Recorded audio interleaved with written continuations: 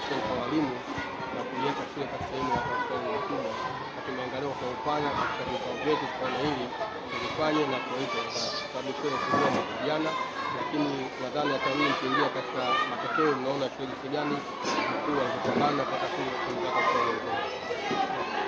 Unaona ni mmoja wa wazazi ambaye uliona kuna umuhimu wa kuwapongeza walimu, labda ni nini kilikushawishi wapongeze na wito wako kwa mzazi wetu? Mimi mzazi niliona niwapongeze walimu kwa sababu jinsi wanapojitoa na jinsi wanapopambana katika kuwasimamia wanafunzi, yaani muda wao mwingi upo katika kufundisha ili shule ipae zaidi katika matokeo.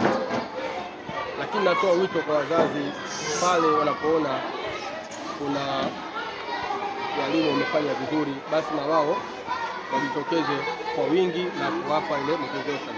Walimu hawataki kikubwa, ile kidogo tu kwamba waonekane kwamba wamefanya vizuri, basi inatosha. Kwa mwingiliano huu wa shule hii ya English Media ambayo ni shule ya serikali, kwako una wito gani kwa serikali kwa maeneo mengine ambapo labda hakuna shule za serikali ambazo zinafundisha English Media? Mimi kwa wito kwa serikali, kwa naomba serikali iongeze juhudi nyingi zaidi kama hizi wanazofanya, waongeze hizo shule ziwe nyingi sana, kila kata, kila wilaya, kila mkoa.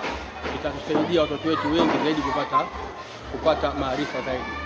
Kwa hiyo serikali ijitahidi kama hii imezindua hii shule mwaka jana chini ya Mheshimiwa Bongo na Mheshimiwa Diwani Sarungi, lakini tunaomba maeneo mengine hizi huduma za English Media mzifike ili Tanzania ina English Media za serikali nyingi zaidi.